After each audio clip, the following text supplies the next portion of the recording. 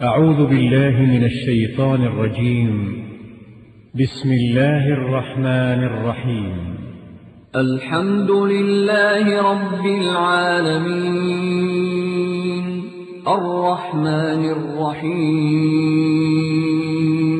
مالك يوم الدين إياك نعبد وإياك نستعين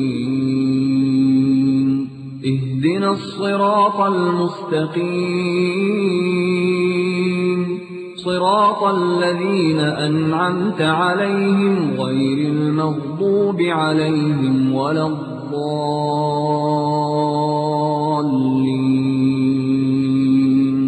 بسم الله الرحمن الرحيم. ألف لام ميم. ذلك الكتاب لا ريب فيه هدى للمتقين الذين يؤمنون بالغيب ويقيمون الصلاة ومما رزقناهم ينفقون.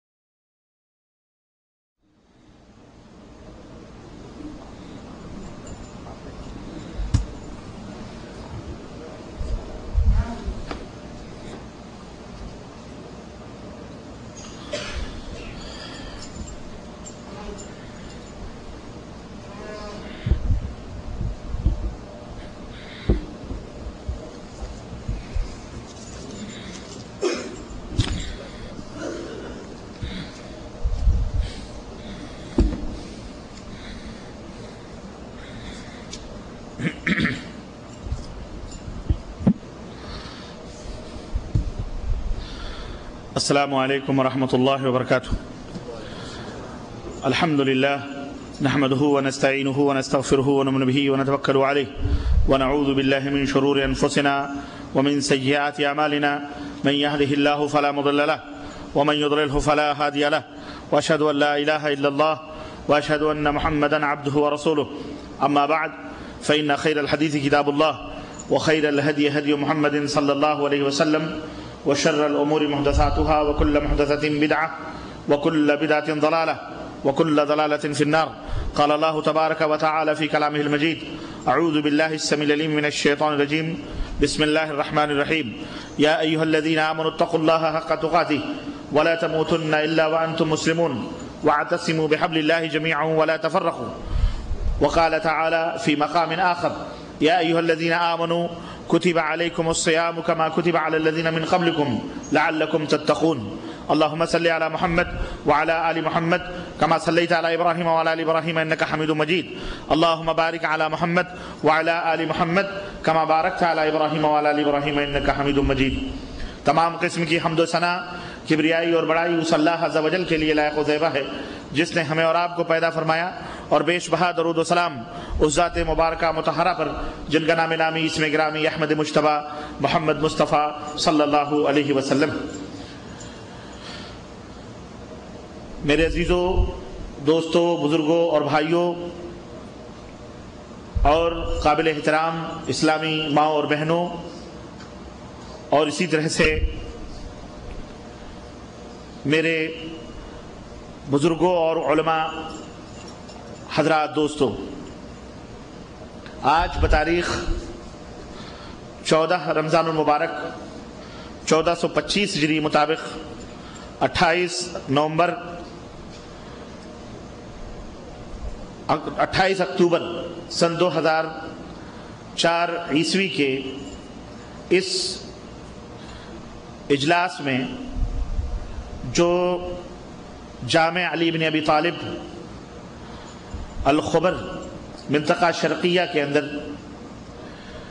منعقد ہوا ہے، جس موضوع پر آپ حضرات سے گفتگو کرنے کا شرف حاصل کر رہا ہوں وہ موضوع ہے رمضان کا مطلوب مسلمان۔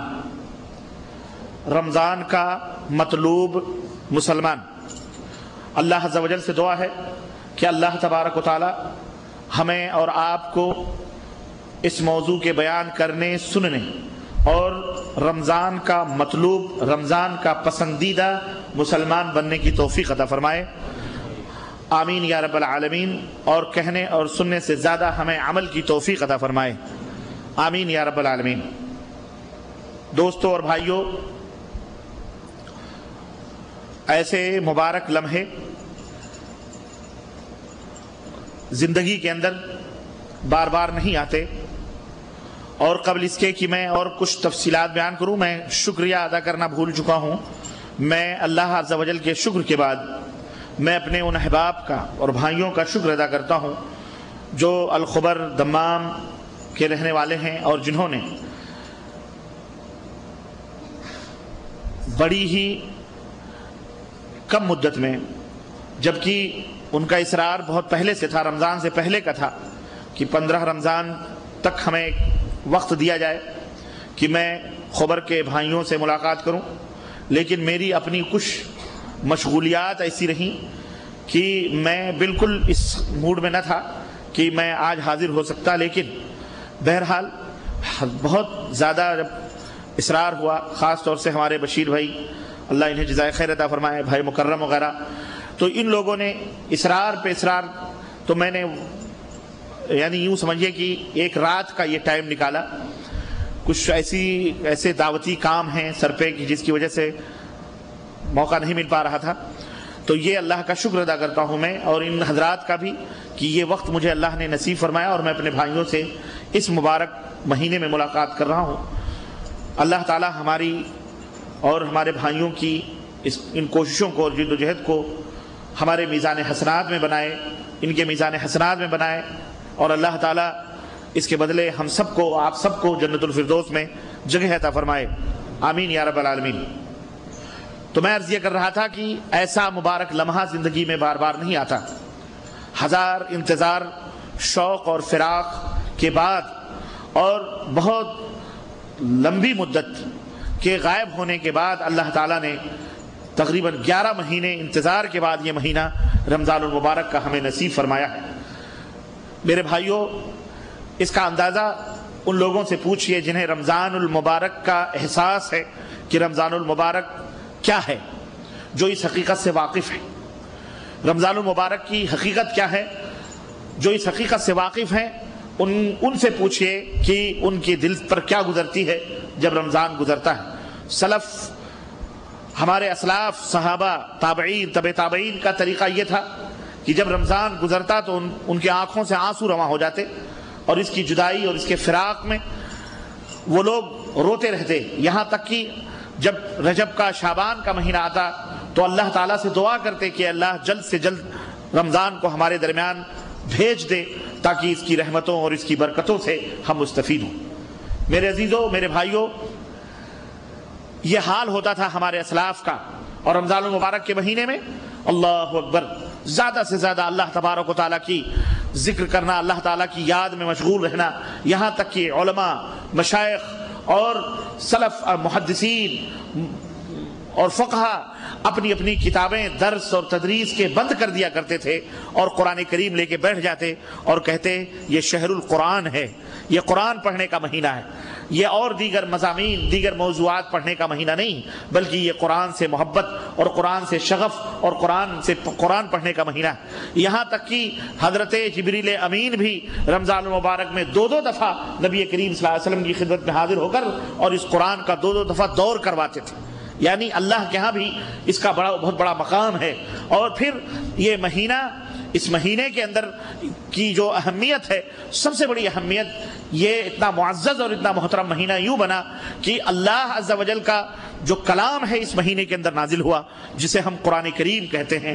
اللہ عز و جل نے ارشاد فرمایا، شہر رمضان الذی انزل فیہ القرآن، رمضان المبارک کا مہینہ وہ مہینہ ہے جس مہینے میں جس مہینے میں قرآن کریم نازل ہوا، اور اس قرآن کے نازل ہونے کی وجہ سے یہ مہینہ نہایت ہی معزز اور نہایت ہی بابرکت ہوا. اور اس کی برکتیں میں نہ تو رمضان کے فضائل، رمضان کے روزوں کے کچھ فضائل وغیرہ بیان کرنے کے موڈ میں ہوں. کیوں؟ اس لیے کہ آپ سب حضرات اس سے واقف ہیں. آپ سب حضرات الحمدللہ اس کے فضائل، اس کے مناقب، اس کے درجات سے واقف ہیں. ایک روڈ پر چلنے والا مسلمان بھی اللہ کے فضل و کرم سے جاہل ہے، انگوٹھا چھاپ ہے، لیکن رمضان کے آتے ہی ٹوپی شوپی لگا کر وہ روزے رکھنا شروع کر دیتا ہے اور مسلمان بن جاتا ہے. یہ اور بات ہے، رمضان کے بعد اس کی جو حالت ہو وہ الگ ہے، لیکن وہ بھی اس مہینے کا احترام اور اس مہینے کا اکرام کرتا ہے. میں انشاءاللہ وہ باتیں آپ کی خدمت میں رکھنے والا ہوں جس کی وجہ سے، جس کی معلومات کی وجہ سے انشاءاللہ تعالی آپ کے دل میں اس مہینے کی محبت اور بڑھے گی اور اس مہینے میں عبادت کا مزہ ہی کچھ اور آئے گا. میں وہ بات آپ کو دینا چاہ رہا ہوں اور وہ چیزیں بتلانا چاہ رہا ہوں. یوں تو اپنے مال کی، جیسا کہ آپ جانتے ہیں، دکاندار تعریف کرتا ہے، لیکن اگر دکاندار یہ بتلائے پولیٹیکل شکل میں کہ دیکھو اس کا یہ فائدہ ہے، یہ دیکھو اس کا یہ فائدہ ہے، یہ دیکھو اس کا یہ فائدہ ہے، یہ دیکھو، تو کسٹمر جو ہے فوری طور پر راغب ہو جاتا ہے اور وہ کہتا ہے واقعی یہ چیز ہمارے لیے فائدہ مند ہے، یہ چیز ہم لے لیں، حاصل کر لیں. تو ہم تو ایک تاجر ہیں، یوں سمجھ لیں ہم بنجاروں کی طرح اللہ اور اس کے رسول کی باتیں آپ کی خدمت میں لا کے رکھتے ہیں. آپ کو پسند آئے آپ قبول کریں، نہ پسند آئے نہ قبول کریں، لیکن ہر مسلمان کا یہ فرض ہے کہ اللہ اور اس کے رسول کی باتوں کو سن کر اس کے مطابق اپنی حیثیت، اپنی طاقت و قوت کے مطابق اس کے اوپر عمل کرنے کی کوشش کریں. تو ہم انشاءاللہ آج کے اس درس میں، آج کے اس اجتماع میں، آج کے اس اجلاس میں جو باتیں آپ کی خدمت میں رکھنا چاہ رہے ہیں وہ یہ ہے کہ قرآن کریم، یہ جو رمضان ہے اس کا مطلوب کیا ہے، یہ جو روزہ ہم رکھتے ہیں رمضان ہم سے چاہتا کیا ہے، رمضان سے ہمارے اندر کیا چینجنگ، کیا تبدیلیاں پیدا ہونا چاہیے اور کیا ہم سے مطلوب ہے، وہ انشاءاللہ وہ مختصر وقت ٹائم میں ہم اور مختصر انداز میں وہ آپ کی خدمت میں انشاءاللہ رکھوں گا. تو الغرض اس کو آپ سننا نہ بھولیں، کیونکہ وہ بڑی قیمتی باتیں ہیں اور بڑی ہی عرقریزیوں کے بعد ہم نے آپ کے لیے اس کو تیار کیا ہے، جو انشاءاللہ تعالی میں آپ کی خدمت میں رکھوں گا. اللہ تعالی ہمیں بیٹھنے کی اور صحیح ڈھنگ سے سمجھنے کی توفیق عطا فرمائے. اس کے بعد سوال و جواب ہوں گے، آپ کے سوالات ہوں گے، مسائل ہوں گے، جو بھی حتی الامکان علم کے مطابق ہم آپ کو بتلانے کی کوشش کریں گے انشاءاللہ تعالی. تو میں یہ عرض کر رہا تھا کہ یہ رمضان المبارک کا مہینہ جو اتنا معزز اور اتنا محترم ہوا، کیوں ہوا اس کے اوپر بھی غور کرنے کی ضرورت ہے. میرے بھائیوں، میرے عزیزوں، اسی قرآن کی بدولت ہوا. یہ جو قرآن کریم ہم پڑھتے ہیں، جو ہمارے درمیان موجود ہے اور جس کو ہم نے طاق نسیاں کی زینت بنایا ہوا ہے، اسی قرآن کی وجہ سے یہ مہینہ مبارک ہوا. مہینہ اتنا مبارک ہوا کہ رمضان المبارک کا مہینہ یعنی ایک رکن کی حیثیت سے اللہ تبارک و تعالیٰ نے اس کے اندر جو اسلام کے 5 بنیادی ارکان ہیں، کلمہ شہادت اشہد ان لا الہ الا اللہ و اشہد ان محمد رسول اللہ، نمبر 2 اقام الصلاۃ، نماز قائم کرنا، نمبر 3 صوم رمضان، رمضان کے روزے رکھنا، نمبر 4 زکوٰۃ ادا کرنا، اور نمبر 5 حج بیت اللہ کرنا. یہ اسلام کے 5 پلرز ہیں، 5 ستون ہیں، 5 کھمبے ہیں. ان کھمبوں میں سے ایک کھمبا رمضان المبارک کا یہ مہینہ یعنی یہ روزہ ہے. تو اللہ تبارک تعالیٰ نے اس قرآن کی برکت سے اس مہینے کو بابرکت بنایا، اور اس مہینے میں جس شب کو، جس رات کو یہ قرآن اللہ تعالیٰ نے نازل فرمایا لوح محفوظ پر مکمل طریقے سے، وہ شب اللہ تعالیٰ نے قرآن کریم میں اس کا تذکرہ فرمایا، اور جو انشاءاللہ تعالیٰ بہت جلد یعنی 5 دن کے بعد، 4 دن کے بعد انشاءاللہ تعالیٰ ہم اس رات سے ملاقات کرنے والے ہیں، اس رات سے ملنے والے ہیں جس شب کا تذکرہ رب نے قرآن میں فرمایا، اور فرمایا کہ انا انزلناہ فی لیلۃ القدر، ہم نے اس قرآن کو رمضان میں اتارا ہے، شہر رمضان الذی انزل فیہ القرآن، انا انزلناہ فی لیلۃ القدر، اور اسی رمضان کے اندر ایک شب ہے، ایک رات ہے لیلۃ القدر کی. انا انزلناہ فی لیلۃ القدر، ہم نے مہینہ تو رمضان کا ہے اور رات لیلۃ القدر کی ہے. شب کون سی ہے؟ قدر والی شب ہے، لیلۃ القدر. وما ادراک ما لیلۃ القدر، اور تمہیں پتا ہے لیلۃ القدر کیا ہے؟ لیلۃ القدر خیر من 1000 شہر، لیلۃ القدر 1000 مہینوں سے زیادہ بہتر ہے. 1000 مہینے یعنی ایک بندہ 1000 مہینے عبادت کرے، 1000 مہینے عبادت کرے، اس عبادت کو ایک ترازو پہ رکھ دیا جائے، اور ایک بندہ اللہ تبارک و تعالیٰ کی بندگی اور اسے وہ رات مل جائے لیلۃ القدر کی، اور وہ ایک رات عبادت کر لے، تو یوں سمجھیے اس ایک رات کی اخلاص کے ساتھ اور اطاعت نبی کے ساتھ کی ہوئی عبادت جس بندے کو مل جائے وہ 1000 مہینوں کی عبادتوں سے بہتر ہوتی ہے، جو انشاءاللہ بہت جلد آپ سے قریب ہونے والی ہے۔ وہ راتیں آئنے والی ہیں، اللہ تعالیٰ ہمیں اس کی توفیق عطا فرمائے، اللہ تعالیٰ اس رات کو ہمیں عطا فرمائے۔ اس رات کو اللہ تعالیٰ نے غائب کر دیا ہے۔ ہاں یہ نہ سوچو ہمارے ملکوں کے اندر، ہندوستان، پاکستان، بنگلہ دیش کے اندر جو مولویوں نے بندر بانٹ کری ہوئی ہے اور کہا بس ایک رات جاگ لو، وہ رات مل گئی، وہ 27ویں شب، 27ویں شب کو وہ تمام سب اعمال کر گزرتے ہیں جو کرنا چاہیے اور جو نہیں بھی کرنا چاہیے۔ نہیں، اللہ تعالیٰ نے اس رات کو 5 طاق راتوں کے اندر غائب کر دیا۔ اللہ کے نبی کو بتلا دی گئی تھی وہ رات، لیکن پھر وہ اللہ کے نبی کو بھلا دی گئی، اور وہ 5 راتوں کے اندر 5 طاق راتوں میں وہ رات غائب ہے۔ اب وہ کون سی رات ہے؟ بعض مفسرین اور سلف یہ بھی کہتے ہیں کہ وہ رات تبدیل ہوتی رہتی ہے، کبھی 21ویں میں آتی ہے، کبھی 23ویں میں آتی ہے، کبھی 25ویں میں آتی ہے، کبھی 27ویں میں آتی ہے، کبھی 29ویں میں آتی ہے۔ وہ رات ہر سال تبدیل ہوتی رہتی ہے، اور مقصد اس کا صرف یہ ہے تاکہ میرے بندے اللہ میری عبادت، یعنی اللہ یہ چاہتا ہے کہ میرے بندے زیادہ سے زیادہ میری عبادت اور میری بندگی کریں اور زیادہ سے زیادہ ذکر اور اذکار کریں۔ المہم تو وہ رات بھی انشاءاللہ آنے والی ہے۔ اللہ تعالی ہمیں اس رات کو جاگنے اور اس رات میں قیام کرنے اور اللہ کی ذکر اور عبادت کرنے کی زیادہ سے زیادہ توفیق عطا فرمائے۔ اور اس رات جو ذکر سب سے زیادہ کرنی چاہیے وہ بھی میں آپ کو بتلاتا چلوں، پتہ نہیں زندگی ملے نہ ملے، پھر دوبارہ ملاقات ہونا ہو۔ اللہ ام المومنین حضرت عائشہ صدیقہ رضی اللہ تعالی عنہا نے نبی کریم صلی اللہ علیہ وسلم نے جب یہ فضائل بیان کیے اس رات کی تو پوچھا اللہ کے نبی ہم اس رات کون سی دعا اللہ تعالیٰ سے کریں؟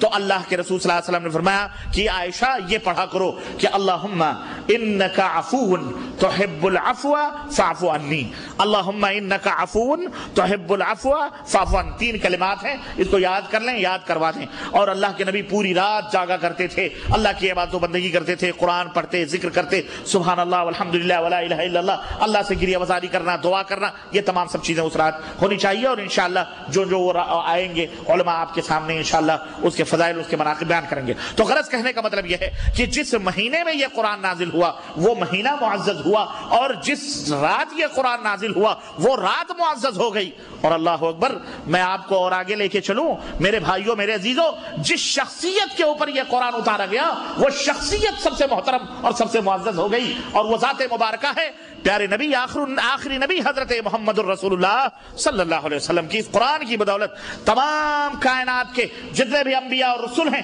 سب میں افضل اور سب سے اعلیٰ ہمارے نبی حضرت محمد الرسول اللہ صلی اللہ علیہ وسلم ہیں، ان کے اوپر یہ قرآن نازل ہوا۔ اور اللہ اکبر، یہی وجہ ہے کہ اس نبی کے امتی ہونے کی وجہ سے، چونکہ یہ قرآن نبی کے اوپر نازل ہوا اور جس کے لیے یہ قرآن اتارا گیا وہ امت بھی تمام امتوں میں سب سے زیادہ افضل اور سب سے زیادہ اعلیٰ ہو گئی، اور وہ امت ہمارے آخری نبی حضرت محمد الرسول اللہ صلی اللہ علیہ وسلم کی ہے، یعنی جس میں ہم اور آپ ہیں، جس امت میں رہنے کے لیے انبیاء اور رسول بھی تمنا اور آرزو کریں۔ بھلا بتاؤ وہ امت کتنی معزز اور کتنی بابرکت ہوگی کہ نبی علیہ الصلوۃ والسلام ارشاد فرماتے ہیں ہم آئے تو سب سے آخر میں ہیں، لیکن جب میدان قیامت میں جنت میں جانے کی اجازت ملے گی تو سب سے آگے ہماری امت ہوگی، سب سے آگے ہماری امت ہوگی۔ اللہ تعالیٰ ہمیں انہی لوگوں میں سے بنائے اور اللہ ہمیں اہل جنت میں سے بنائے۔ میرے عزیزوں، میرے دوستو، یہ بڑا مبارک مہینہ ہے، رب کی قسم میں اس میں زیادہ ڈیپ میں نہیں جانا چاہتا۔ آپ سب جانتے ہیں ہر رات یہ مہینہ یہ جہنم سے آزادی کا مہینہ ہے، جہنم سے آزادی کا مہینہ ہے، یعنی اللہ تبارک و تعالیٰ ہر رات جہنم جن کے مقدر میں لکھا جا چکا ہے، اس مبارک مہینے میں ہر رات اللہ تعالیٰ ایسے لوگوں کو جنت میں داخل فرماتا ہے اور جنت کا پروانہ لکھتا ہے اور جہنم سے آزادی کا پروانہ لکھ دیتا ہے، جن کے مقدر میں جہنم اللہ تعالیٰ نے پہلے لکھا ہوا ہوتا ہے۔ اللہ اکبر، آزاد فرماتا ہے۔ تو آؤ ہم سب اس مبارک مہینے میں جو ہماری سب سے بڑی تمنا ہے اور ہم سب کی سب سے بڑی آرزو ہے اور جس کو حاصل کرنے کے لیے ہم اس دنیا کے اندر بھیجے گئے، یعنی اللہ عز و جل کی رضا اور خوشنودی اور اس کے عوض اور اس کے بدلے میں اللہ تعالیٰ جو ہمیں جنت دے گا، اس کے لیے ہم جد و جہد کر رہے ہیں، کوشش کر رہے ہیں۔ آؤ مل جل کر کے دعا کریں کہ اللہ ہم سب کی گردنوں کو، مرد ہوں یا عورت ہوں، بچے ہوں، جوان ہوں، بوڑھے ہوں، اللہ ہم سب کی گردنوں کو جہنم سے نجات عطا فرمائے۔ اللہم اجرنا من النار، اے اللہ ہم سب کو جہنم سے نجات عطا فرما، ہم سب کی گردنوں کو جہنم سے آزاد فرما۔ میرے عزیزو، میرے دوستو، اور اس مہینے میں بہت ساری چیزیں کرنے کے ہیں، صدقہ ہے، خیرات ہے، دیگر چیزیں، الحمدللہ مختلف پروگراموں کے ذریعے سے آپ کو ان باتوں کا علم ہو چکا ہوگا، اور یہ بڑے ہی، اور اس نبی کا احسان، جس نبی کی امت میں ہم اور آپ پیدا ہوئے، اللہ اکبر، اس نبی کے اوپر ہمیشہ درود و سلام، جس نبی نے ارشاد فرمایا کہ للصائم فرحتان، روزے داروں کے لیے دو خوشیاں ہیں، روزے داروں کے لیے دو خوشیاں ہیں، ایک خوشی فرحتن عند افطار ہی، ایک خوشی تو روزے دار کو اس وقت ملتی ہے جب قسم اور قسم کے سجے ہوئے دسترخوان پر وہ روزہ کھولنے کے لیے بیٹھتا ہے، یا کھجور اور پانی لے کے بیٹھتا ہے۔ کھجور اور پانی، ہمارے ہاں مثل کہا جاتا ہے کہ بھوک جب آدمی کو لگتی ہے نا تو وہ کوئی چیز نہیں دیکھتا، مرغ اور بریانی خواب میں نہیں دیکھتا، بھوک لگتی ہے تو آدمی، پیاس لگتی ہے تو آدمی گرم پانی بھی اپنے حلق میں اڈیلنے کی کوشش کرتا ہے۔ 4-5 چیزیں کہتے ہیں، بھوک نہ دیکھے چٹنی بھات، اور عشق نہ دیکھے ذات کجات، اور نیند نہ دیکھے ٹوٹی کھاٹ، اور پیاس نہ دیکھے دھوبی کے گھاٹ۔ پیاس لگے تو دھوبی کا گھاٹ بھی ہو آدمی پی لیتا ہے، بھوک لگے تو چٹنی چاول بھی آدمی کھا لیتا ہے، اور پیار ہو جائے تو پھر نہ ذات نہ کچات اور نہ کالا نہ گورا، پیار ہو گیا تو ہو گیا۔ گدھی سے بھی آدمی کو پیار ہو گیا، گدھے سے بھی ہو گیا تو اسے پیار کر لیتا ہے کہ نہیں؟ تو وہ سب نظر، تو یہ سب چیزیں، تو یہ بھوک جب لگتی ہے آدمی کو، جو بھوک لگتی اس وقت، وہ ابھی تو الحمدللہ اللہ کا شکر ادا کرو اے سی ہے، ماشاءاللہ تبارک اللہ، آدھا رمضان تو سونے میں گزر جاتا ہے اور پھر آدھا رمضان ڈیوٹی میں گزر جاتا ہے، تو اس طرح سے پورا رمضان ہو جاتا ہے۔ تو یہ تو اللہ کا شکر ادا کرو، اللہ تعالیٰ کی یہ بھی نعمت ہے کہ اللہ تعالیٰ نے ہمیں یہ عطا فرمائی۔ لیکن ہمارے اسلاف کو، آبا و اجداد کو دیکھو، جنہوں نے اتنی گرمی کی شدتوں میں وہ روزے رکھے، اللہ اکبر، ان کا کیا حال ہوا ہوگا۔ جب گرمی کا مہینہ کب آتا ہے؟ کون سے مہینے میں زیادہ گرمی پڑتی ہے؟ مئی جون کی گرمیوں میں جب روزے پڑتے تھے، جب 14 گھنٹے کے دن ہوتے تھے، تو پھر وہ بوڑھیاں، نانیاں، دادیاں کٹورے میں پانیاں بھر کے اپنے اپنے پیٹوں کے اوپر رکھ کے بالکل آخری دم میں رہتی تھی، یہ حالت ہوتی تھی۔ آج تو اللہ کے فضل و کرم سے سب کچھ میسر میرے عزیزوں۔ تو ایسے موقع پر جب آدمی روزہ کھولنے کے لیے بیٹھتا ہے تو اس کو کتنی خوشی ہوتی ہے کہ ابھی اذان ہوگی، ابھی ہم روزہ کھولیں گے، وہ خوشی ملتی ہے۔ تو صائم روزے دار کے لیے ایک خوشی تو اس وقت ہے جو اللہ تعالیٰ اس کے دل کے اندر ڈالتا ہے، اور دوسری خوشی فرحت عند لقاء ربہ، یہ روزے داروں کے لیے خاص ہے کہ انشاءاللہ وہ خوشی، دوسری خوشی جو روزے دار کو ملے گی وہ اس وقت ملے گی جب وہ جنت میں ہوگا اور پردے حجابات اٹھیں گے انوار الہی کے، اور اللہ عز و جل خود تمہارے سامنے ہوگا۔ اللہ تمہارے سامنے جلوہ فرما اپنی حقیقی شکل و صورت کے اندر ہوگا، اس وقت اپنے رب کو دیکھو گے اپنے آنکھوں سے۔ نبی علیہ السلام فرماتے ہیں ایسے دیکھو گے جیسے قمر یعنی 14ویں رات کا چاند، تم اسے بھرپور اس کے اپنے شباب میں دیکھتے ہو، ایسے ہی تم جیسے چاند کو دیکھتے ہو، یعنی جس طرح چاند کو دیکھ کر تمہاری آنکھوں کو کوئی تکلیف یا کوئی مذائقہ، کوئی پریشانی نہیں ہوتی، ایسے ہی اپنے رب کو تم اپنی آنکھوں سے دیکھو گے۔ ایک خوشی اس وقت ہوتی، کروڑ ہا کروڑ درود ہو اس نبی پر جس نے ارشاد فرمایا کہ من صام رمضان ایمانا واحتسابا غفر له ما تقدم من ذنبه، کہ جس نے رمضان کے روزے ایمان کی حالت میں اور ثواب کی نیت سے رکھے، احتساب کہتے ہیں ثواب کی آرزو اور تمنا کے لیے روزے رکھے، لوگوں کو دکھانے کے لیے نہیں، سماج اور سوسائٹی کے ڈر کے نہیں، بلکہ اللہ عز و جل کے لیے اخلاص کے ساتھ روزے رکھے اور ایمان کے ساتھ رکھے، بے ایمانی کے ساتھ نہ رکھے۔ ایمان کا مطلب ایمانداروں کے لیے یہ خاص ہے، مومن یعنی شرک، بدعات، خرافات نہیں۔ ایسے بھوکے تو بہت سارے رہتے ہیں، ہے کہ نہیں؟ غیر مسلموں میں عورتیں بھی کروا چوتھ کے روزے رکھتی ہیں کہ نہیں اپنے شوہروں کے، تو وہ کیا ثواب کی نیت سے رکھتی ہیں؟ نہیں، وہ عورتیں اس لیے روزہ رکھی ہیں تاکہ اس کا شوہر، اس کا سہاگ ہمیشہ کے لیے سلامت رہے، تو وہ نہیں، روزہ اس لیے نہیں رکھا جاتا ہے، روزہ ثواب کی نیت سے رکھا جاتا ہے۔ ہندو بھی روزے رکھتے ہیں، غیر مسلمین بھی روزے رکھتے ہیں، ان کے جب ایام آتے ہیں، ان کے اپنے خاص طور سے 3 دن کے روزے ہوتے ہیں ان کے، تو ایک بیگ 3 دن کے روزے. ہمارے تو یہ ہے کہ صبح رکھے شام کو کھول دیے. ان کے یہاں مسلسل کنٹینیو 3 دن روزے رکھتے ہیں. اور وہ روزہ بھی کیسا ہوتا ہے؟ پانی بھی پیتے ہیں, فروٹ بھی کھاتے ہیں, پھل بھی کھاتے ہیں, صرف ان یعنی دانا چاول نہیں کھاتے, باقیہ سب اندر جاتا ہے وہ روزے سے. بہرحال ہمارے ہاں تو ایسے روزے نہیں ہوتے الحمدللہ. دیکھیں یہ اسلام دین وسط ہے, درمیانی راستہ اسلام کا. اللہ کا بنایا ہوا یہ دین ہے, تو اس نے اپنے بندوں کے اوپر مضائقات نہیں رکھے ہیں, بلکہ اللہ نے فرمایا الدین یسر, دین آسان ہے اور یقیناً آسان ہے. اس کے لیے سب کے تو عرض کرنے کا مطلب یہ ہے کہ ایمان کی حالت میں یعنی شرک اور بدعات کی حالت میں جو بھوکے رہتے ہیں ان کا بھوکا رہنا بھوکا اس کا کوئی فائدہ, مشرکوں کا روزہ کوئی روزہ فائدہ مند نہیں ہے. یہی ہے ایمان کی شرط, اور احتساب ثواب کی نیت سے روزہ رکھنا ہے, ثواب کی نیت سے. تو اللہ کے نبی فرماتے ہیں غفر له ما تقدم من ذنبه, یعنی اس کے جتنے پچھلے گناہ ہیں سارے کے سارے اللہ معاف فرما دیتا ہے. اللہ اکبر, کتنا بڑا اجر ہے. اور بے عین ہی اسی طرح سے نبی علیہ الصلوۃ والسلام نے ارشاد فرمایا کہ من قام رمضان ایمانا واحتسابا غفر له ما تقدم. یہ تو روزے کی فضیلت ہے, اور اس شب کے اندر قیام کرنے کی جو فضیلت ہے اس کے بارے میں اللہ کے نبی نے فرمایا کہ اس کو بھی جو ایمان کی حالت میں اور ثواب کی نیت سے قیام اللیل کرے, صلاۃ اللیل پڑھے, تہجد پڑھے, ہے نا, اس کو کیا ثواب, اس کے بھی پچھلے تمام گناہ معاف ہو جاتے ہیں. یعنی دن کو روزے رکھنا اور رات کو قیام اللیل کرنا. اب بعض لوگ کسی بیماری کی وجہ سے روزے نہیں رکھ پاتے, تو اس کا یہ مطلب نہیں ہے کہ قیام اللیل چھوڑ دیں, نہیں, یہ ایک الگ عبادت ہے اور وہ ایک الگ عبادت ہے. روزے بعض لوگ کسی مجبوری کے ساتھ نہیں رہ پاتے, تو اس کا مطلب یہ نہیں کہ قیام اللیل چھوڑ دیں. قیام اللیل پڑھنا چاہیے, وہ ایک الگ عبادت ہے, اور اس کا اجر اور اس کا ثواب بھی متحقق ہے انشاءاللہ تعالی. اور جتنی نیت جیسی نیت ویسی برکت, اور کروڑ درود اور سلام ہو اس نبی برحق پر جس نے ارشاد فرمایا کہ ان فی الجنت بابا یقال له الریان, کہ جنت میں کتنے دروازے ہیں؟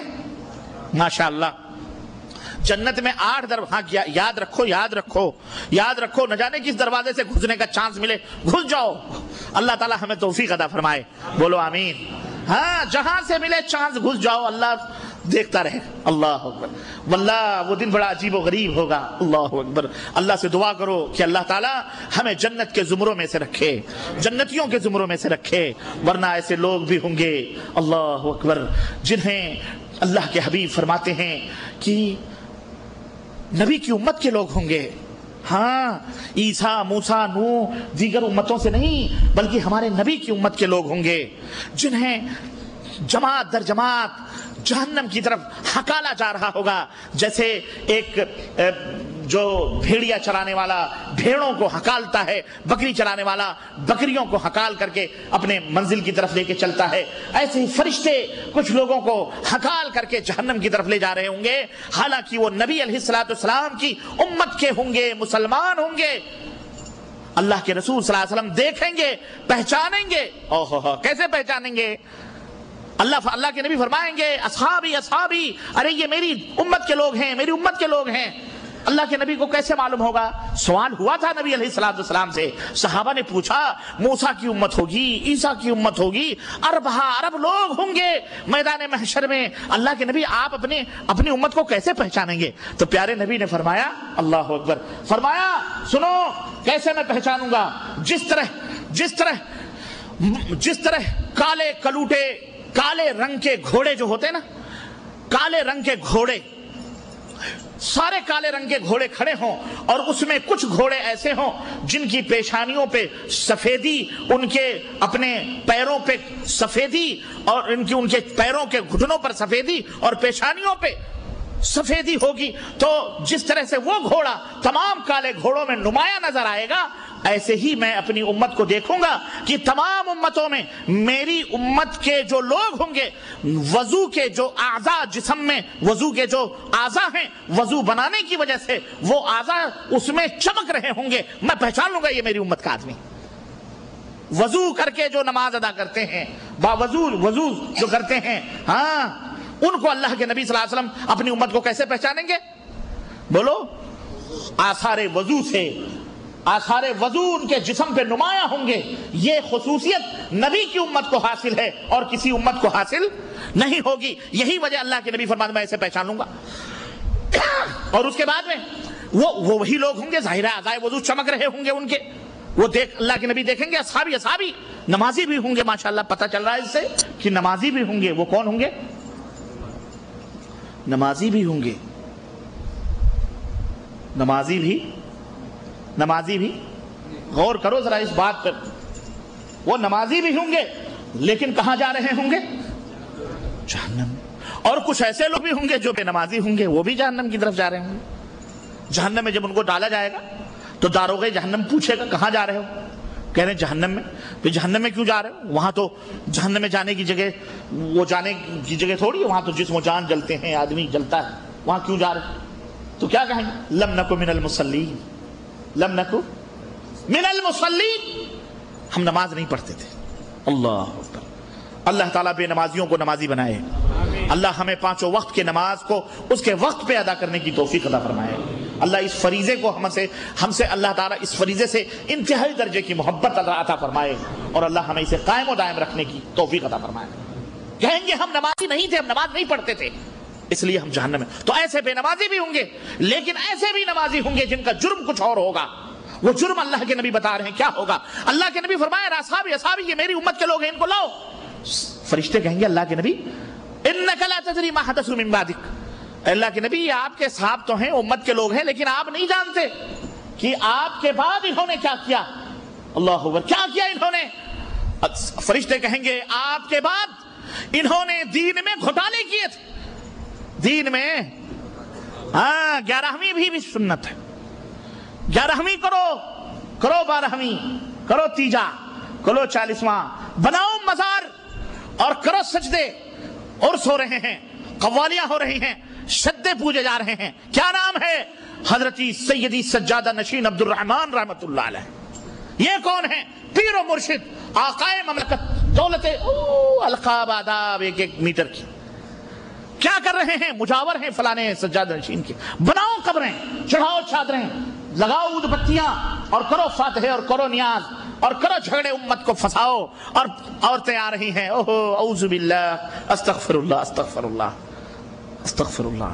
خانقاہیں آباد ہیں، قبریں مزار آباد ہیں، پوجے ہیں، حقیقت کی نہیں ہے، اور ان کی اکثریت ہے کہ نہیں اکثریت ہے، اور ان کو ناز ہے کہ ہم سب سے زیادہ ہیں، اس لیے ہم ہی حق پر ہیں۔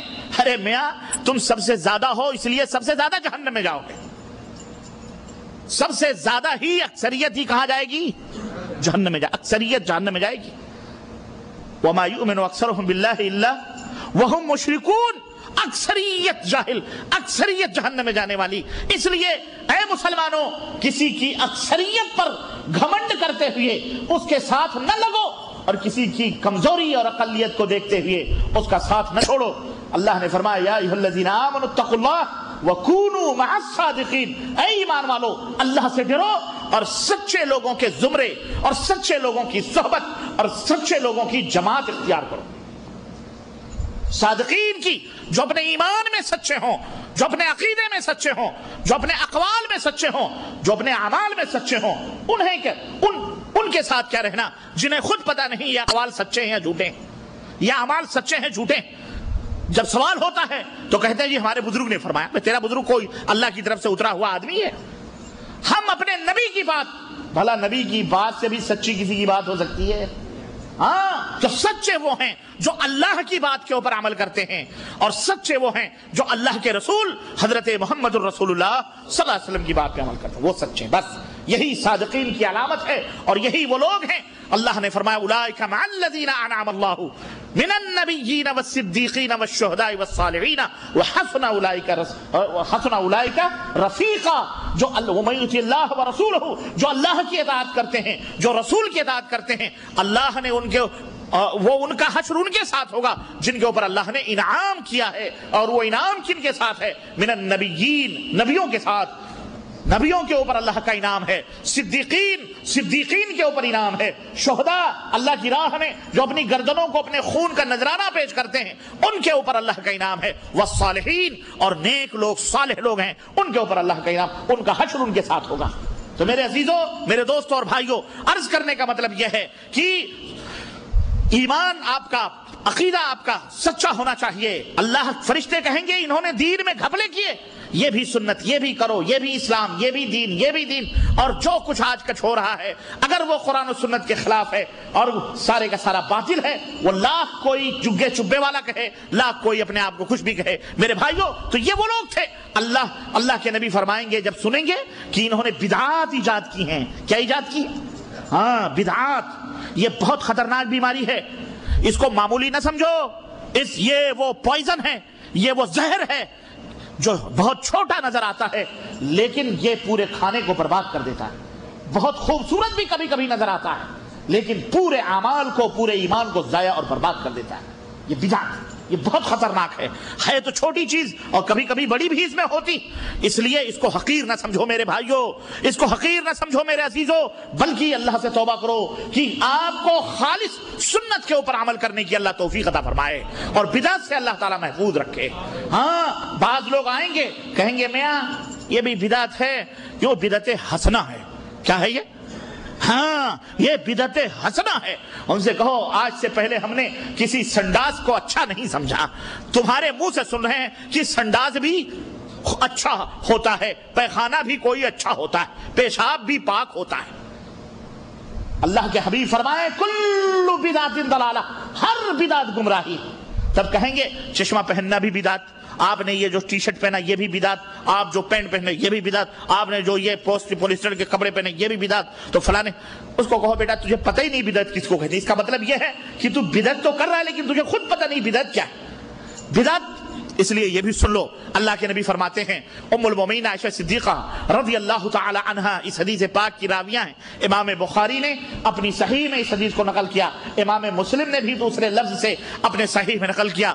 ام المومنین فرماتی ہیں کہ نبی کریم صلی اللہ علیہ وسلم نے فرمایا کہ من احدث فی امرنا هذا ما ليس منه فهو رد، ہمارے لائے ہوئے اس دین میں امر مانے کیا ہے؟ حکم۔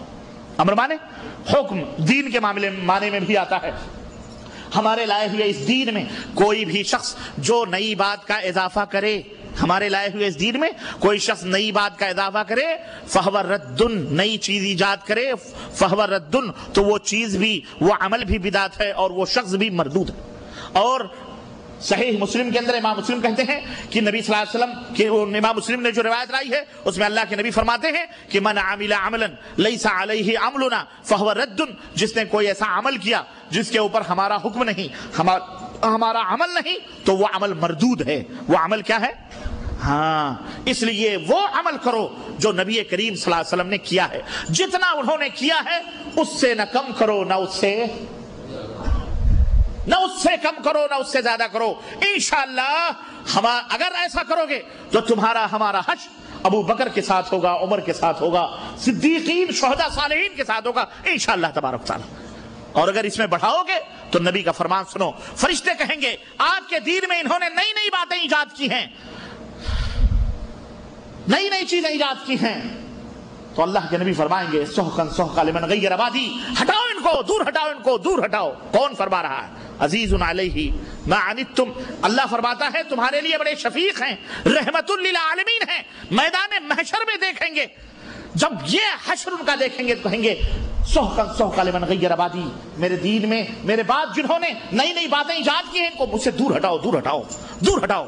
اس لیے میرے عزیزو بہت ہی تنبہ کے ساتھ اور بہت ہی جو ہے ہوشیاری کے ساتھ اللہ اور اس کے رسول کی باتوں کو سمجھو اور اس کے مطابق عمل کرو، ان کی ٹو کاپی کرو نبی کریم صلی اللہ علیہ وسلم کی۔ ایرو غیرو نتھو خیرو جمن چبراتی الانے فلانے، کوئی بھی بات کریں، کوئی بھی معراج ربانی یا فلانی یا ڈھکانی، جب بھی کوئی دین کی بات ہو آپ کا یہ فرض ہے، یہ گریبان پکڑ کے پوچھو کہ جناب علی آپ نے جو یہ بات بتلائی ہے یہ ہمارے نبی کی کس حدیث سے ثابت ہے، ہمارے نبی کا کون سا فرمان ہے، ہمارے اللہ کا فرمان ہے، ہمارے نبی کا فرمان ہے، بتاؤ کہاں ہے، کس جگہ ہے، کیسے۔ اگر معراج ربانی آئیں بائیں مارنے لگے اور کہے جی یہ بزرگوں نے فرمایا، یہ اتنے بڑے علامہ ہیں، یہ اتنے بڑے شیخ الحدیث ہیں، یہ اتنے بڑے حضرت جی ہیں، تو اتنے بڑے اعلیٰ حضرت، کہیں حضرت جی کی پوجا ہوتی ہے تو کہیں اعلیٰ حضرت کی پوجا ہوتی ہے۔ امت میں دو ٹائپ کے لوگ بھی ہیں، جزاک اللہ خیر بیٹے، سمجھ رہے ہیں، کہیں حضرت جی ہوتے ہیں، کہیں اعلیٰ حضرت ہوتے ہیں۔ سنا کرو، سب اس دنیا کے اندر ہمارے ملکوں کے اندر سب کچھ ہوتا ہے اور کیا کچھ نہیں ہوتا ہے آپ لوگ جانتے ہیں۔ جس طرح سیاسی پارٹیاں پلٹیاں مارتی ہیں، ایسی دینی پارٹیاں بھی خوب پلٹیاں مارتی ہیں، دیکھ رہے ہیں آپ دنیا کے اندر. ہاں تو اس طرح سے عرض کرنے کا مطلب یہ ہے کہ پوچھ لیا کرو، یہ نہ ڈرو کہ معراج ربانی بڑے چگے میں بیٹھا ہوا ہے، لمبی لمبی داڑھیاں، لمبے لمبے پگڑ اور لمبے لمبے چگے ہیں، حضرت ناراض ہو. نہیں، اگر وہ دین کا خادم ہے، اگر وہ مخلص ہے نبی کے دین کے اندر، تو اس سے سوال کرنے میں کبھی بھی، جب اس سے سوال ہوگا تو کبھی بھی وہ تم سے کبھی بھی نخرے نہیں کرے گا، تکبر نہیں کرے گا. لیکن اگر وہ ریاکار شیطان ہوگا تو ضرور سرخ آنکھیں تمہاری طرف کر کے کہا میاں کیا ہم چڈیاں پہن کے علم حاصل کیے ہیں؟ تمہاری جرات سوال کرنے کی. یا اس کے چمچے دو چار لگے ہوں گے، ارے حضرت نے فرمایا یہی دلیل ہے، تم آئے ہو حضرت سے سوال کرنے کے لیے. ایسے کر کے تم کو ٹرخا دیں. یہ سمجھ جاؤ یہ شیطان، یہ سمجھ جاؤ یہ کون ہے. ہاں اللہ اور اس کے رسول کی جو بات بتلائیں وہ حق پر ہیں. اللہ اور اس کے رسول سے جو ادھر ادھر کانا تانی کریں اور کہیں بھی حضرت نے بھی فرمایا ہے، فلانے حضرت نے کیا بغیر قرآن حدیث کے پڑھا سمجھا دیا، تو حضرت ذمہ دار ہوں گے نا. آپ کیا اللہ تعالیٰ کے ہاں یہی کہہ کے چھوٹ جائیں گے کہ ہم نے تو فلانے حضرت کی بات مان لی تھی، تو اے اللہ کیا حضرت بغیر قرآن حدیث کے بات کریں گے؟ اللہ تو یہ تو نہیں مانے گا نا. اللہ کے ہاں تو یہ دلیل نہیں چلے گی. اللہ تو یہ فرمائے گا ہم نے جو حضرت بھیجا تھا. اللہ اکبر. اس حضرت وہ جو سب سے اعلیٰ، آج امتیوں میں اعلیٰ بنا لیا گیا، اعوذ باللہ، وہ امام اعظم حضرت محمد الرسول اللہ صلی اللہ علیہ وسلم، ہم نے اس کو کیوں بھیجا تھا؟ ہم نے اس کو کیوں بھیجا تھا؟ صرف مدد پکارنے کے لیے، یا رسول اللہ المدد، اسی لیے بھیجا تھا کہ جب تمہیں کوئی مصیبت آئے تو اس کو پکار لیا کرو اور وہ مصیبت دور کر دیا کرے. اسی لیے ہم نے نبی کو بھیجا تھا. نبی آیا کیوں تھا؟ استغفر اللہ. وہ اللہ تعالیٰ کے ہاں دلیل نہیں چلیں گی. اس لیے میرے عزیزو یہ اصول ہے، یہ ضابطہ ہے کہ جب بھی دین کی بات ہو، اسلام کی بات ہو، گریبان پکڑ کر تم کو ڈاؤٹ ہو، شبہ ہو، اسی مجلس کے اندر پوچھو، اسی مجلس کے اندر پوچھو اور سوال کرو. سوال کرو کہ ہمیں قرآن و حدیث سے اس کا جواب چاہیے. ملے تو ٹھیک ہے، نہ ملے تو اس کی بات اس کے منہ پہ مار کے ماں سلامہ کر کے چلے جاؤ. قتل خون غارت گری نہ کرو، قتل خون غارت گری نہ کرو. سمجھ جاؤ یہ جھوٹا آدمی ہے، اس کو جانے دو اس کے رستے پر، اور اس سے کیا بات کرنا. جس کے پاس نہ قرآن ہے نہ حدیث ہے، اس سے آپ بحث کر کے کیا پائیں گے؟ بولو کچھ ملے گا آپ؟ جس آدمی جو یہ کہتا ہے میاں تم قرآن سمجھ سکتے ہو، میاں تم حدیث سمجھ سکتے ہو، ارے تم کیا سمجھو قرآن حدیث، تو سمجھ جاؤ یہ پرلے درجے کا جاہل ہے. بس سمجھ جاؤ، اس سے بات ہی کیا کرنا. پھر اسے کہو بھائی تو پھر ہم دین لے کہاں سے، جب نہ تمہارے پاس قرآن ہے نہ تمہارے پاس حدیث ہے، تو پھر ہم کہاں سے؟ اور علم کس کو کہتے ہیں؟ علم کس کو کہتے ہیں؟ مولویوں کی منہ شگافیوں کو علم کہتے ہیں، فلسفے اور منطق کو علم کہتے ہیں. یہ علم تو جوتے کی نوک پہ ہوتے ہیں. علم وہ ہے جو اللہ نے اتارا ہے، رب کے قرآن میں موجود ہے، اور جو پیغمبر اسلام حضرت محمد الرسول اللہ صلی اللہ علیہ وسلم، قال اللہ قال الرسول، یہ سب سے بڑا علم ہے. اس لیے اس کو مقام دو، اور اللہ کے فضل سے دنیا سمجھ رہی ہے. تو میرے عزیزوں، میرے دوستوں، عرض کرنے کا مطلب یہ ہے کہ بدعات، مومن وہ ہیں جو بدعات اور شرک سے دور رہتے ہیں اور ایمان ان کا پختہ ہوتا ہے، ایمان کی حالت. تو اللہ کے رسول صلی اللہ علیہ وسلم نے کیا فرمایا کہ دروازہ ہوگا جنت کا جس کا نام کیا ہے؟ 8 دروازے، 8 دروازوں میں سے ایک دروازے کا نام کیا ہے؟ ہاں، ریان. میں نے یہی پہ وہ بتلایا تھا، ان لوگوں میں سے نہ ہونا جنہیں اللہ کے نبی میدان قیامت میں بھی جھڑکیاں لگا دیں، نکلو میاں نکلو، جاؤ جاؤ جہنم میں جاؤ. سحقا سحقا لمن غیر آبادی، بدعتیں ایجاد کر کے جہنم میں نہ جاؤ، کتنی ہی خوبصورت کیوں نہ لگے. اگر وہ نبی کریم صلی اللہ علیہ وسلم کی سنت کی مہر نہیں لگی ہے، توبہ کر لو، آج وقت ہے، توبہ کر لو، ورنہ کوئی پیر، کوئی مولوی، کوئی بیعت تمہیں کبھی بھی کوئی شخص تمہیں بچا سکتا نہیں، بچا سکتا. توبہ کر لو، تعصب نہ کرو، اللہ سے ڈرو، نبی کریم صلی اللہ علیہ وسلم کی خالص اطاعت اور پیروی کرو. یہی سچی محبت ہے اپنے نبی سے، اور یہی محبت کا اظہار ہے. نبی نے فرمایا کل امتی یدخلون الجنہ الا من ابا، میری امت کا ہر آدمی جنت میں جائے گا سوائے اس کے جو انکار کرے. قیل ومن ابا، کہا گیا کون انکار کرے گا؟ قال من اطاعنی دخل الجنہ، جو میری اطاعت کرے گا، جو میری اطاعت کرے گا وہ جنت میں جائے گا. ومن عصانی، اور جو میری باتوں کو سن کر ٹال دے گا، انکار کرے گا، نافرمانی کرے گا، وہ کہاں جائے گا؟ جہنم میں جائے گا. اس نے میرا انکار کیا، اعوذ باللہ. نبی کا انکار کوئی معمولی چیز ہے؟ نبی کا انکار معمولی چیز نہیں، نبی کا انکار جہنم میں لے جانے کے برابر، جہنم میں لے جانے والا ہے۔ تو میرے عزیزو، جنت اللہ کے رسول صلی اللہ علیہ وسلم فرماتے ہیں 8 دروازے، ایک دروازہ ریان کا ہوگا جس میں سے یدخل منہ الصائمون، جس دروازے سے صرف اسپیشل طریقے سے وہ ٹیم داخل ہوگی جو روزے داروں کی ٹیم، صرف روزے داروں کے لیے وہ دروازہ بنایا گیا ہے۔ فَإِذَا دَخَلُوا اُغْلِقَ، جب سارے روزے دار داخل ہو جائیں گے وہ دروازہ بند ہو جائے گا۔ فَلَا يَدْخُلُ مِنْهُ غَيْرُهُمْ، پھر روزے داروں کے سوا اس دروازے سے کوئی تیسرا داخل نہیں۔ اللہ اکبر۔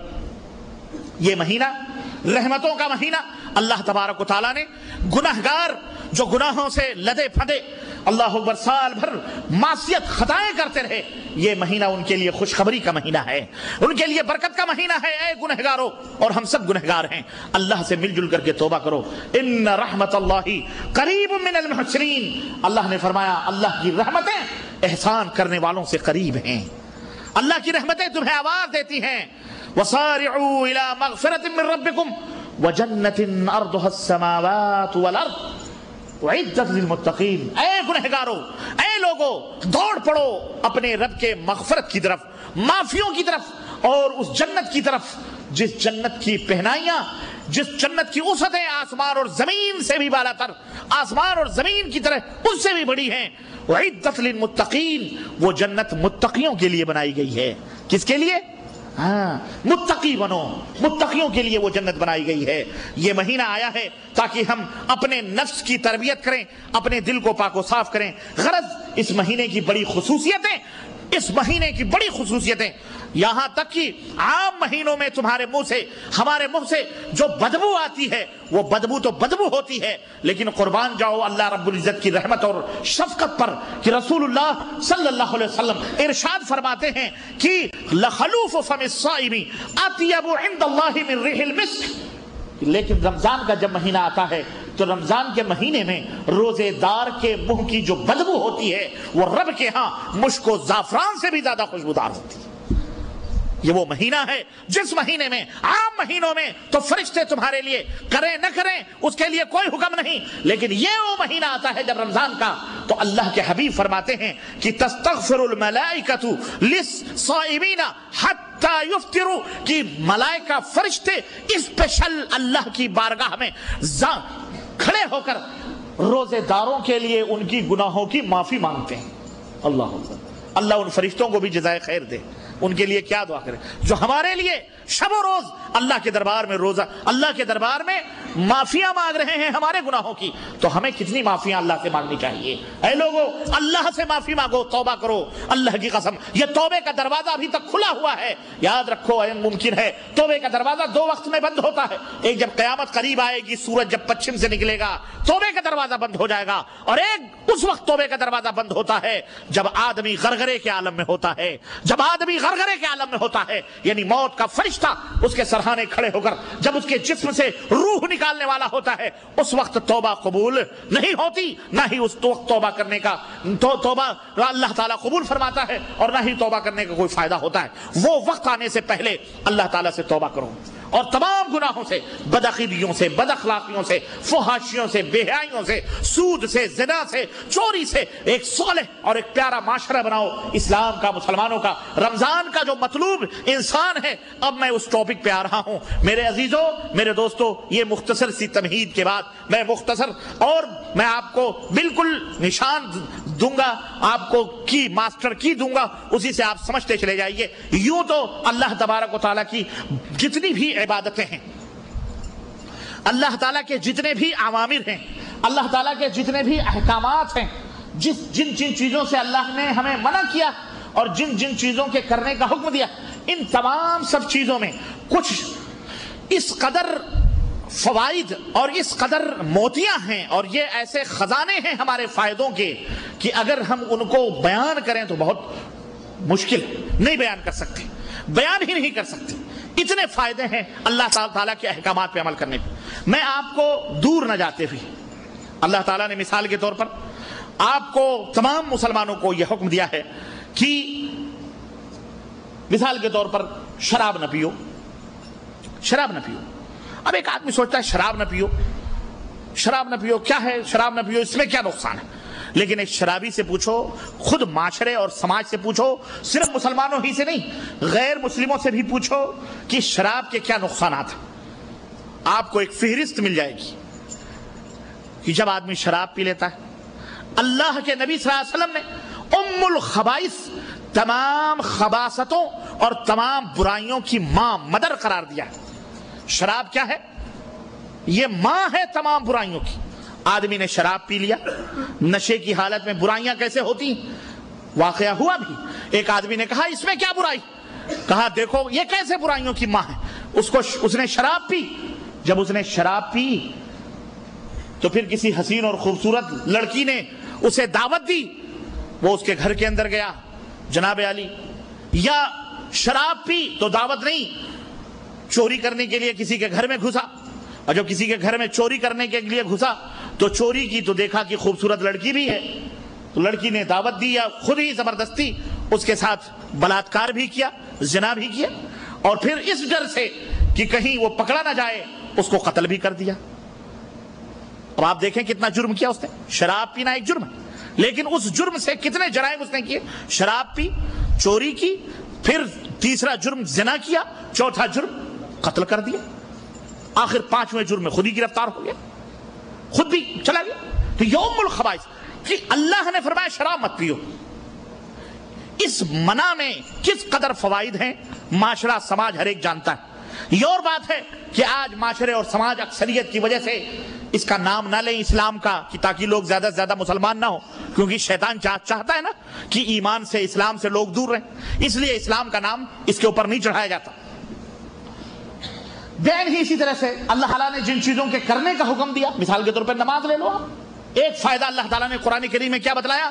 اللہ رب العزت نے فرمایا کہ ان الصلاۃ تنہی عن الفحشاء والمنکر، کہ نماز انسان کو بے حیائیوں اور برائیوں سے روکتی ہے، یعنی جو کوئی نمازی ہوگا وہ یقیناً جب وہ نماز پڑھے گا تو کبھی بے حیائی اور برائی کی چیزیں نہ دیکھے گا، نہ سنے گا، نہ کرے گا، نہ اس کے قریب جائے، سوچے گا میں تو اللہ کے، ابھی پھر ظہر، مثال کے طور پر ظہر کی نماز پڑھ کے گیا، اگر وہ برائی کی طرف راغب ہوا سوچے گا ابھی اللہ کے دربار میں ہمیں حاضر ہونا ہے عصر کے وقت، اور اللہ سے ابھی ہم نے معاہدہ کیا ہے کہ ہم اللہ کی عبادت کرتے ہیں، بندگی کرتے ہیں، اس کے حکم کی تعمیل کرتے ہیں، پھر یہاں حکم کو توڑیں، یہ کیسے ہو سکتا؟ آدمی سوچے گا، غور کرے گا تو انسان برائیوں سے بچے گا۔ غرض جتنی بھی عبادتیں ہیں، ہر عبادت کے اندر کوئی نہ کوئی بھلائی، کوئی نہ کوئی خیر اس کے اندر پوشیدہ ہے۔ یہ اور بات ہے کہ ہم اس کو جانیں یا نہ جانیں، ہمیں بعض چیزوں کا علم ہے اور بعض چیزوں کا علم نہیں۔ اب یہ روزہ مثال کے طور پر، اگر میں پانچوں جو ارکان اسلام ہیں اگر میں ان کے فوائد بیان کرنے لگوں تو بہت ٹائم چاہیے۔ صرف رمضان کی مناسبت سے،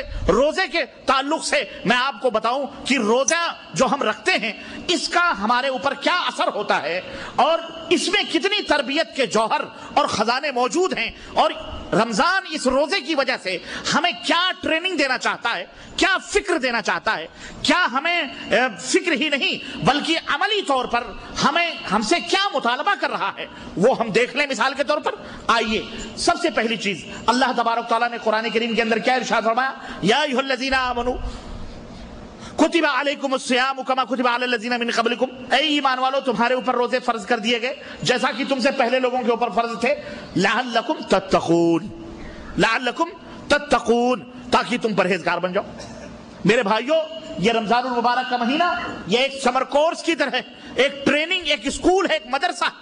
11 مہینے آپ اپنی مرضی سے زندگی گزارتے ہو، یہ ایک مہینہ اللہ تعالیٰ نے تمہارے لیے بہت ہی اہمیت کا مہینہ دیا ہے، تاکہ اس کے اندر تمہارا دل پاک و صاف ہو جائے، اور تمہاری طبیعت بالکل اللہ تعالیٰ سے مل جائے، اور تمہارا رشتہ اللہ تعالیٰ سے زیادہ سے زیادہ جڑ جائے۔ ورنہ 11 مہینے شیطان تم کو چاروں طرف سے گھیر کر کے تم کو اپنے فیور میں لیے رہتا ہے۔ یہی وجہ ہے کہ اس مہینے کی خصوصیت یہ بھی ہے کہ اللہ کے نبی فرماتے ہیں کہ شیاطین جو سرکش ہوتے ہیں، جو انسان کو چاروں طرف سے گمراہ کرنے کی کوشش کرتے ہیں، اللہ کے نبی فرماتے ہیں کہ اس مہینے میں انہیں جکڑ دیا جاتا ہے۔ یہ بھی اللہ کی رحمت ہے ہمارے اوپر کہ سرکش شیاطین وہ ہم سے دور ہیں اور وہ جکڑ دیے گئے، تو ہمارے لیے تو اور آزادی ہو گئی کہ ہم اللہ تعالیٰ سے قریب ہوں، اللہ تعالیٰ سے زیادہ ہم اپنے رشتوں کو استوار کریں۔ تو ایک چیز جو رمضان ہمارے اندر پیدا کرنا چاہتا ہے، تقوی۔ اللہ نے فرمایا تاکہ تم متقی بنو، تقوی، متقی بنو، متقی یعنی پرہیزگار بنو، اللہ سے ڈرنے والا بنو، پرہیزگار بنو، ڈرو اس بات سے کہ کہیں ہم ان احکامات کو توڑ دیں گے تو ہمارا ٹھکانہ جہنم نہ بن جائے۔ ڈرو اللہ تعالیٰ سے تاکہ کسی مصیبت میں نہ پھنس سکو، ڈرو ان چیزوں سے تاکہ کسی پریشانی میں تم مبتلا نہ ہو سکو، پرہیزگار بنو۔ ایک خوبی ہے، ایک تربیت اسلام روزہ آپ کو دینا چاہتا ہے۔ اب آپ کہیں گے متقی، جب لفظ متقی کی بات آتی ہے تو کہتے ہیں بھئی متقی، ہم متقی بن سکتے ہیں؟ ہم متقی بن سکتے ہیں؟ ہمارے پاس پہ داڑھی بھی نہیں ہے، ہم تو پینٹ شرٹ پہنتے ہیں، ہم تو نوکری کرتے ہیں، ہم تو انگریزی بولتے ہیں، ہم تو فلانی کرتے ہیں، ہم تو فلانا دھندا کرتے ہیں، تجارت کرتے ہیں، زیادہ سے زیادہ نماز پڑھ لیتے ہیں، تو پھر ہم متقی کیسے بن سکتے ہیں؟ تو پھر بھی یہ فکر ہے نہیں، یہ شیطان اس طرح سے بھی لوگوں کو گمراہ کرتا ہے۔ تو پھر متقی کیسے بنیں گے آپ؟ اللہ کہتا ہے متقی بن جاؤ۔ اللہ کیا کہتا ہے؟ اور جنت بھی کس کے لیے ہے؟ ان للمتقین مفازا، جنت بھی متقیوں کے لیے، مسلمان کے لیے جنت نہیں ہے۔ ہر مسلمان کہیں اللہ تعالیٰ نے مسلمان بن جاؤ جنت میں چلے جاؤ، اللہ تعالیٰ نے جنت متقیوں کے لیے بنائی ہے۔ کس کے لیے؟ ہاں، ورنہ مسلمان کی فہرست میں تو آپ جوڑ لیں پوری دنیا آ جائے گی، پوری دنیا میں سب آ جائیں گے مسلمان اپنے آپ کو کہتے ہیں۔ حضرت مرزا غلام احمد قادیانی لعنت اللہ علیہ بھی آئیں گے، ہے کہ نہیں؟ آج کل بڑی ٹی ویاں آپ لوگ دیکھتے ہو نا، اور ایم ٹی وی بڑی کثرت کے ساتھ دیکھی جاتی ہے۔ جب اس کے اوپر جاؤ تو ایسا لگتا ہے بالکل ڈھلے ڈھلائے ابھی جنت سے آ رہے ہیں یہ۔ ہاں واللہ مطلب میں دیکھتا ہوں میں جاتا ہوں کبھی کبھی، ایسے پیار، اور لڑکیوں کو پردہ ایسا لگایا ہوا، ان کی عورتیں بھی آئیں گی تو صرف آنکھیں، بعض کی تو آنکھیں تک نظر نہیں آتی۔ اس قدر پردے کا اہتمام، اس قدر تقوی طہارت، جیسا لگتا ہے بالکل، لیکن ہیں وہ پرلے درجے کے کافر ہیں۔ لیکن اپنے آپ کو، اور نعت رسول وہ کیا پڑھیں گے جو ہری پیلی پگڑی والے پڑھتے ہیں؟ یہ طوطے والے، ہرے ہرے طوطے جو ہیں ہمارے ملکوں میں، الیاس قادری کے پارٹی کے لوگ، الیاس نام ہے نا، دونوں طرف الیاس ہیں، الذی لا یاتی منہ الا الیاس، جن سے یاس اور نا امیدی کے سوا کوئی دونوں میں نہیں ہے۔ ادھر بھی الیاس ہیں، ادھر بھی الیاس ہیں، جنہوں نے سب کو محروم کر رکھا ہے۔ سمجھ رہے ہیں آپ؟ تو کہنے کا مطلب یہ ہے، وہ کیا عبادت اور وہ کیا بندگی اور وہ کیا تقوی اور پرہیزگاری کی بات کریں گے جناب علی، جو آپ ایم ٹی وی پہ بیٹھ کے دیکھ لو۔ ہاں سب مسلمان نہیں، ان للمتقین مفازا، کامیابی کس کے لیے ہے؟ متقیوں کے لیے۔ اور کیا ہے شیخ؟ وَكَوَاعِبَ أَتْرَابًا، اللہ اکبر، وَكَوَاعِبَ أَتْرَابًا، اور ہم جولی لڑکیاں تمہیں ملیں گی اس جنت میں۔ کون ملیں گی؟ تمہارا دماغ تو پتہ نہیں کہاں کہاں گھوم گیا ہوگا لڑکیوں کی بات سن۔ یہ ربانی صاحب جنت میں لڑکیاں؟ ہاں میاں جنت میں لڑکیاں، یہ میلی شیلی گندی وندی لڑکیاں نہیں، اللہ اکبر، جن کے لیے تم نماز بھی چھوڑتے ہو، روزے بھی چھوڑتے ہو، حرام بھی کر جاتے ہو، کیا کیا نہیں کرتے ہو، یہ گندی شندی نہیں، اللہ اکبر، جن کے آنچل کے بارے میں نبی علیہ الصلوۃ والسلام فرماتے ہیں، ایک حور کا آنچل اتنا خوبصورت کہ اگر وہ اپنے آنچل کو صرف جنت کی کھڑکیوں سے لہرا دے تو پوری دنیا خوشبوؤں سے معطر ہو جائے، وہ ملیں گی۔ ان للمتقین مفازا، متقیوں کے لیے ایسی کامیابی، اللہ اکبر، وَكَوَاعِبَ أَتْرَابًا، وہ ہم جولی ملی جلی بالکل۔ کعب کس کو کہتے ہیں معلوم ہے؟ کعبہ کو کعبہ کیوں کہا جاتا ہے پتہ ہے آپ کو؟ بولو، 14 سال سے 20 سال سے رہتے ہو عرب میں، پتہ ہی نہیں کہ کعبہ کو کعبہ کیوں کہا جاتا ہے؟ عربی میں، قرآن میں بھی ہے نا، الی الکعبین، کیا ہے؟ اذا قمتم الى الصلاة فاغسلوا وجوهكم وايديكم الى المرافق وامسحوا برؤوسكم، نہیں، وامسحوا برؤوسكم وارجلكم الى الکعبین، الى الکعبین ہے نا، کعبین، اپنے پیروں کو دھلو کعبین تک، 2 کعبوں تک ہیں، 2 کعبوں تک کیسے؟ 2 کعبہ کہاں؟ کعبہ تو ایک ہی۔ سنو، عربی میں کعب کہتے ہیں ابھری ہوئی زمین کو، ابھری ہوئی زمین کو کیا کہتے ہیں؟ کعب۔ آپ اپنے پیر کہاں تک دھلتے ہیں؟ جہاں تک دھلتے ہیں وہاں 2 ابھری ہوئی ہڈیاں ہیں، ٹٹولیے پریکٹیکل شکل میں تاکہ یقین آ جائے ہیں بھی کہ نہیں ہیں۔ ہاں ورنہ بعض لوگ مسافے کے وقت انگوٹھے کی ہڈیاں ٹٹولتے ہیں. ایک صاحب اور ایک آدمی مدینے کے دروازے پر باب الرحمہ پہ اکثر ٹٹولتا تھا. تو کسی نے پکڑا, کہا یار یہ جو تم مسافہ کرتے ہو تو مسافہ کرتے وقت یہ کیوں ٹٹولتے ہو ہڈی؟ کہتے ہیں ہمارے حضرت نے فرمایا ہے ٹٹولا کرو جس کے انگوٹھے کی ہڈی نہیں ہوگی وہی خضر علیہ السلام ہوں گے. تو وہ خضر کی جستجو اور تلاش میں بیچارہ کیا کر رہا ہے, انگوٹھے کی ہڈیاں ٹٹول رہا ہے. تو اقبال نے کہا تھا نا, کیا تقلید کی روش سے تو بہتر ہے خودکشی, تقلید کی روش سے تو بہتر ہے خودکشی, رستہ بھی ڈھونڈ اور خضر کا سودا بھی چھوڑ دے. اللہ اکبر, رستہ بھی ڈھونڈ. اقبال بہت بڑا غیر مقلد لگتا تھا. رستہ بھی ڈھونڈ اور خضر کا سودا بھی چھوڑ دے, یعنی خضر کا سودا لے لے کے تو گھوم رہا ہے کہ خضر علیہ السلام آ کے ہماری رہنمائی کریں گے جنگل میں, جیسے بہت سارے یاروں کی رہنمائی کرتے ہیں. بہت سارے یار بھوکے مرتے ہیں تو باقلہ کھلاتے ہیں. خضر علیہ السلام آ کے کیا کھلاتے ہیں بولو؟ خضر علیہ السلام کی نمازوں کا ٹائم ٹیبل بھی بتایا گیا کہ فجر کے وقت مکہ میں پڑھتے ہیں, ظہر کی نماز مدینے میں پڑھتے ہیں, عصر کی نماز بیت المقدس میں پڑھتے ہیں, اور مغرب کی نماز طور سینا پہ پڑھتے ہیں, اور عشاء کی نماز ہاں پتہ سد سکندری پہ پڑھتے ہیں. خضر علیہ السلام یہ پورا ٹائم ٹیبل ہے ان کا ملاقات کرنا. اسی لیے یہ ڈھونڈتے ہیں خضر کو مدینے میں, مکے میں ڈھونڈتے ہیں کہ کہیں خضر سے ملاقات نہ ہو جائے. نشانی بتلائی ہوئی ہے کہ ان کے ہاتھ میں انگوٹھے میں ہڈی نہیں ہوتی. استغفر اللہ, یہ ظالم یہ ایسے ہی مر جائیں گے, ایسے ہی سڑ سڑ کے جہنم میں جائیں گے. ورنہ توبہ کرو اللہ تعالیٰ سے. ایسے بدعتی محدث اپنے آپ کو محدث کہنے والے, بدعتیوں کے شیخ اپنے آپ کو شیخ الحدیث کہلانے والے, استغفر اللہ, تمہیں کہاں کہاں گمراہ کر رہے ہیں. توبہ کرو اور اجالے میں آؤ, روشنی میں آؤ. وہ روشنی جو مکے سے نکلی, مدینے سے نکلی, وہ روشنی جو فرعون کی چوٹی سے پیغمبر اسلام حضرت محمد رسول اللہ صلی اللہ علیہ وسلم, جس سے پوری کائنات روشن. اب کب تک تم انڈین پاکستانی ملاؤں چکروں میں پھنس پھنس کے مرو؟ سڑ گئے واللہ, سڑ گئے, جاہل مطلق. اور ان مدرسوں میں جو پڑھائی ہوتی ہے ہمیں پتہ ہے, کبھی کبھی میں ذکر کرتا ہوں تو مولویوں کی نگاہیں میرے اوپر چڑھ جاتی, یار یہ اپنے پول کیوں کھول رہا ہے؟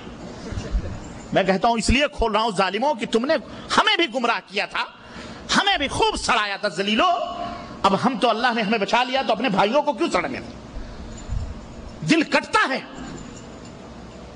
بڑے بڑے دارالعلوموں کے ٹائٹل لگا لگا کر کے گمراہ کرتے ہیں اور کہتے ہیں اسلام اسلام اسلام. کہاں ہے اسلام؟ تو کب کا چلا گیا. ابھی جس کے دامن میں نہ قرآن ہو نہ نبی کا فرمان ہو وہ کون سا اسلام پیش کر سکتا ہے؟ قادیانی بھی کہتا میں اسلام پیش کرتا ہوں, کہتا ہی نہیں کرتا. آپ دیکھو نعت سرور رسولاں کیسے تیز آواز میں, کتنے اچھے انداز میں پڑھتے ہیں. وہ تراویح کی نماز سنتے ہیں باقاعدے, حرم کی ٹی ویوں پہ لاتے بھائی, فتوے آتے ہیں. اور ایک اس ملا مر گیا, وہ ملا اس کا پتہ نہیں کیا نام تھا, ابھی ایک دوسرا ملا اس کا وہ بنا ہوا ہے قادیانیوں کا. اس کا انٹرویو میں سن رہا تھا ٹی وی پر. وہ کہتا ہے کہ انگلینڈ کے اندر 90% یہ لوگ رہتے ہیں ہمیں کافر کہنے والے مسلمان, اور 80% 10% ہم ہیں, 10% ہم لوگ ہیں. بلکہ وہ کہتا ہے 95 ہم 5% ہیں انگلینڈ میں. لیکن ہماری کانفرنس ہوتی ہے 25 سے لے کر کے 40,000 تک لوگ ہمارے ہالوں میں ہوتے ہیں, اور گھر کے دروازوں پر تالے لگ جاتے ہیں. اور یہ جو 95% اپنے آپ کو مسلمان انگلینڈ میں کہتے ہیں, یہ لوگ 95% ہیں, لیکن ان کی کانفرنس جا کے دیکھ لو, مشکل سے 500 نہیں تو 3,000 4,000 سے زیادہ پبلک نہیں ہوتی. دلیل کیا, نتیجہ کیا نکال رہا ہے؟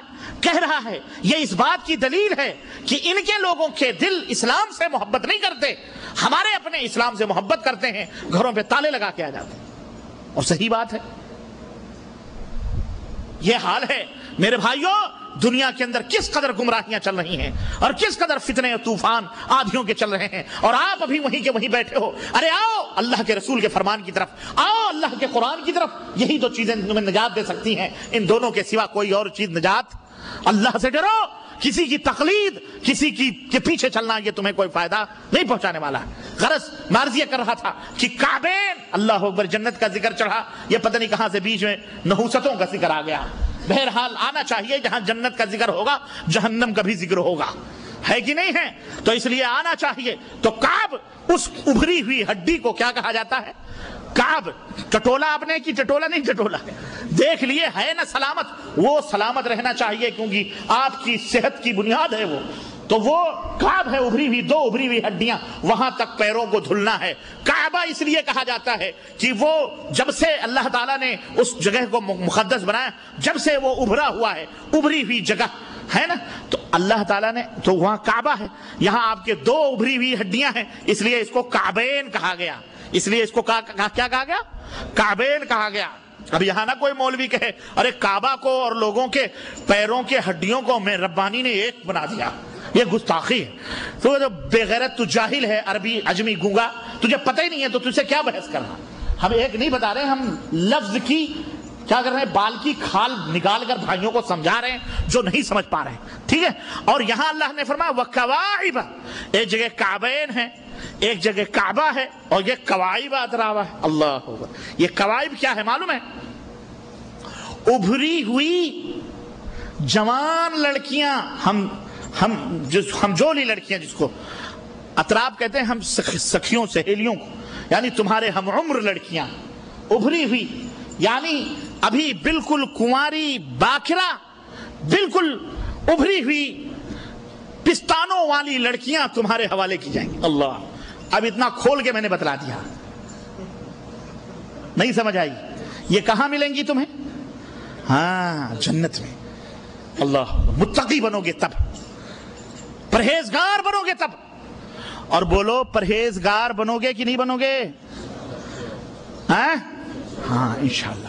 اور پرہیزگار بننے کے لیے، اور میں یہ کہتا ہوں، ہم جب پرہیزگار یا متقی کا لفظ بولتے ہیں، یہاں میں سمجھتا ہوں 80% ایسے لوگ ہوں گے جن کا دماغ فوراً خانقاہ اور مزار پہ گیا ہوگا، پیر مرشد، واللہ بدلا رہا.